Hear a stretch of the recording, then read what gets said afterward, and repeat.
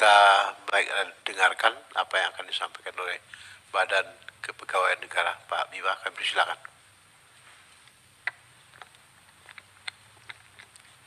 Terima kasih Bapak Pimpinan.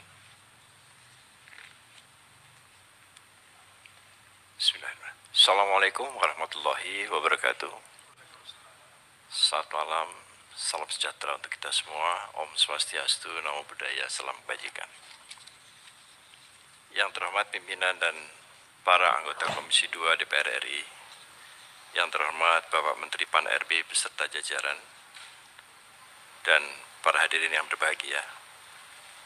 Puji dan syukur kehadirat Tuhan Yang Maha Esa, hari ini kami dapat bersilaturahmi pada rapat kerja dan rapat dengar pendapat antara Komisi 2 DPR RI dengan Kementerian Pan-RB dan BKN.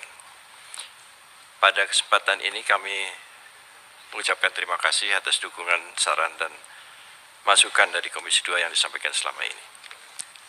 Pimpinan dan anggota Komisi 2 yang saya hormati, sesuai dengan agenda rapat pada hari ini, kami akan menyampaikan mengenai pendataan tenaga non-ASN. Kami awali dengan statistik ASN pada saat ini. Kalau kita melihat statistik ASN pada saat ini, jumlah PNS ada 3,9.556.018 orang. Sedangkan PPK yang sekarang ini sudah bekerja, sudah ditekan nomor induknya sebesar 359.163. Dari jumlah total itu, 54%-nya adalah wanita, sedangkan 46% adalah pria.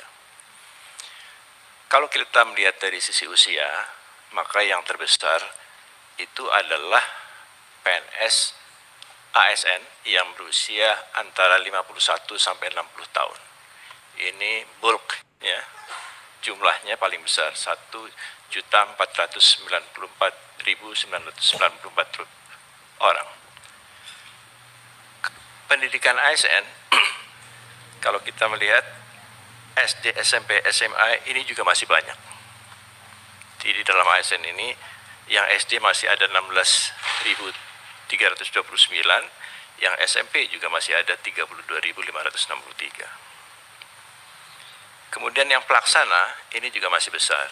Jadi 38% dari total ASN kita adalah pelaksana. Jadi ini gambaran ketimpangan yang ada dalam statistik ASN kita. Berikutnya. Ini adalah sebaran untuk tenaga guru dan tenaga kesehatan yang sekarang ada. Jadi semakin gelap warnanya itu semakin banyak. Jadi kalau kita lihat tenaga guru di Jawa dan tenaga kesehatan di Jawa itu jumlahnya lebih besar. Akan tapi ini bukan berarti ketidakseimbangan. Karena kalau kita melihat jumlah yang gelap di Jawa itu melayani lebih banyak orang daripada misalnya jumlah yang terang di Papua.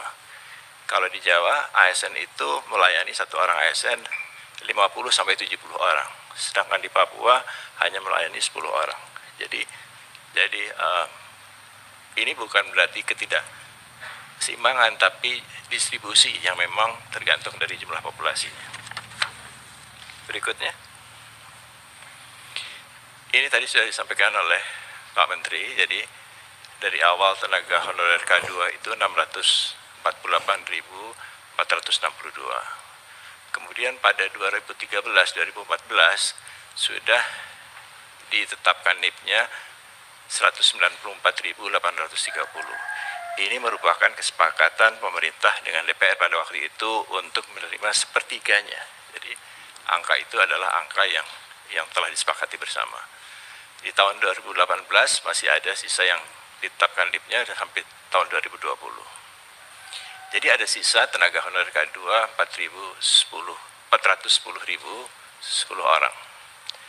Nah kemudian pada tahun 2021 juga telah diterima tenaga honorer K2 yang mengikuti seleksi P3K guru.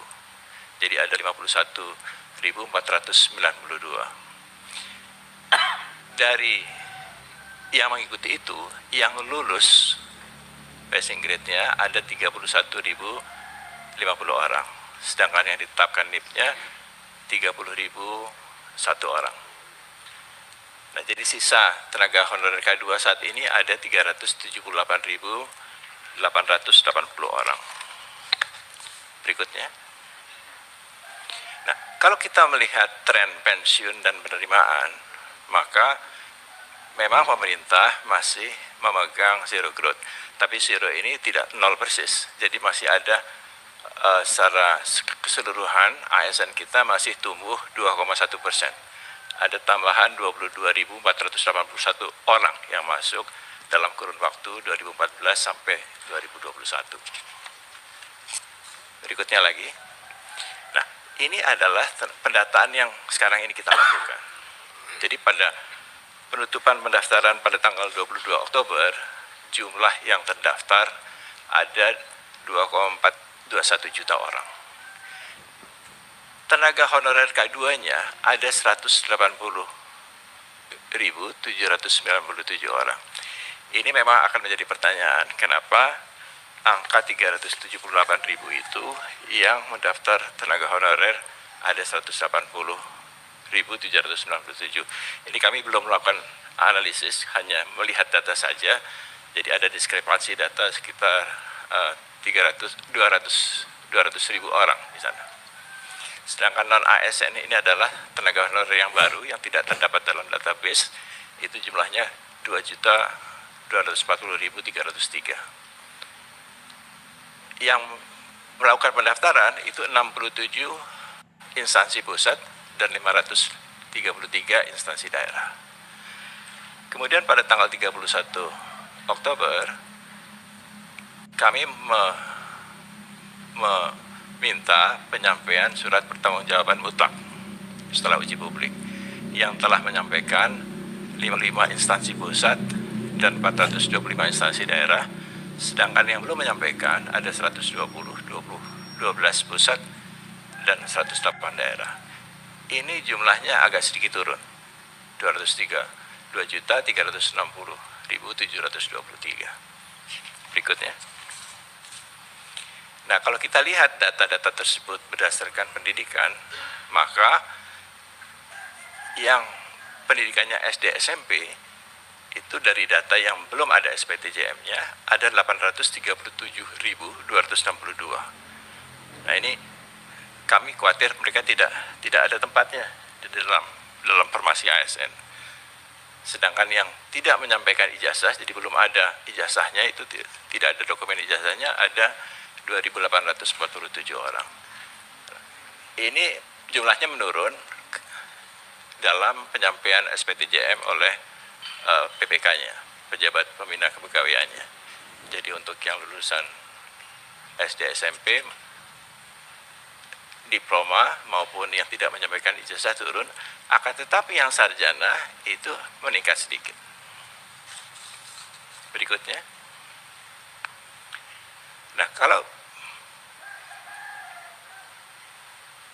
berdasarkan instansi ini tadi sudah kami sampaikan, ada total 600 instansi, tapi yang menyampaikan SPTJM itu yang belum ada 120 instansi saja. Berikutnya lagi. Nah, kalau kita kelompokkan berdasarkan jabatan, maka jabatan untuk administrasi dan teknis ini masih besar jumlahnya. Ada 651.145 untuk teknis dan 747.869 untuk administrasi. Yang atas dan yang bawah ini, yang atas belum ada SPTJM-nya, yang bawah sudah ada SPTJM-nya. Jadi berubah turun sedikit, tidak begitu banyak. Berikutnya lagi. Nah, kalau kita lihat dari breakdown berdasarkan tenaga honorer K2 dan non-ASN, maka untuk pendidik itu yang masuk kategori tenaga honorer K2 ada 45.604, sedangkan yang non-ASN ada 686.858.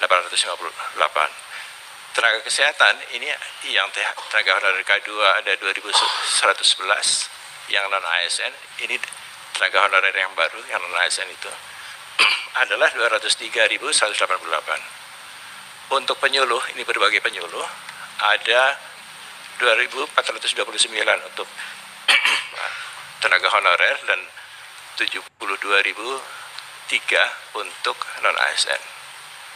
Sedangkan teknis administrasi ini masih paling besar jumlahnya.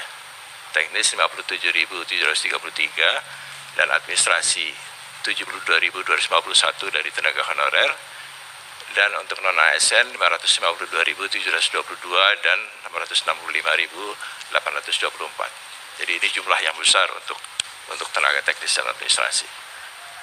Berikutnya lagi. Nah, ini kalau kita lihat dari pendidikan dan jabatan, yang berpendidikan SLTA ke bawah itu masih besar. Sedangkan dari jabatan, administrasi, dan teknisnya itu mencapai 57%. Berikutnya. Nah,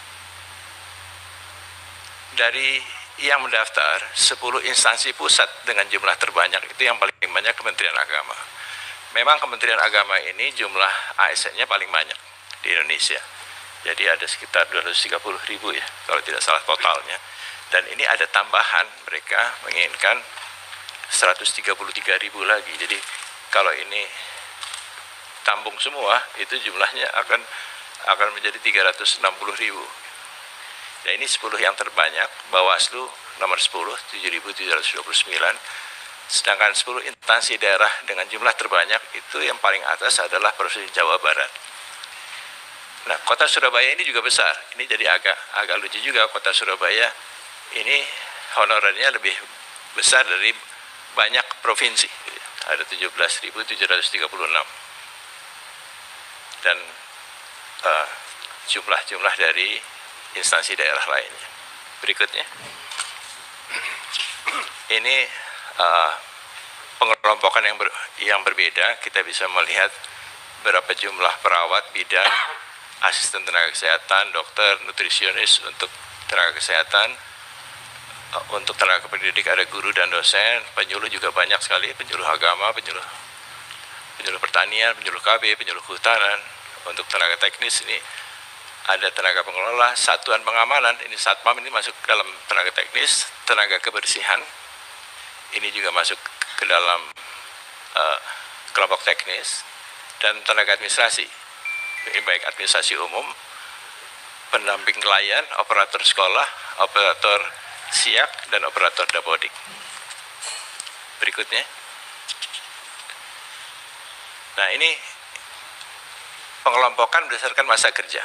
Jadi tenaga honorer non-ASN yang masa kerjanya di atas 11 tahun itu besar sekali. Ini sedikit agak mencurigakan karena dengan masa kerja seperti itu mereka seharusnya masuk dalam kategori tenaga honorer K2. Tapi masih banyak ternyata yang bekerja di atas 11 tahun itu yang masih non tenaga honorer K2, jadi tenaga non ASN sekarang ini. Jadi saya tidak tahu ini angka dari mana sebetulnya, karena kalau itu dengan masa kerja seperti itu mestinya mereka masuk tenaga honorer K2 dulu gitu. Nah, ini mungkin perlu kita validasi lebih lanjut kenapa angkanya menjadi sebesar itu. Nah, kemudian dari sisi gajinya, ini gajinya juga agak aneh juga. Ada yang di atas 10 juta, banyak juga itu yang gaji non ASN di atas 10 juta. Ada 5.943. Tapi ada juga yang tidak punya gaji sama sekali, kosong.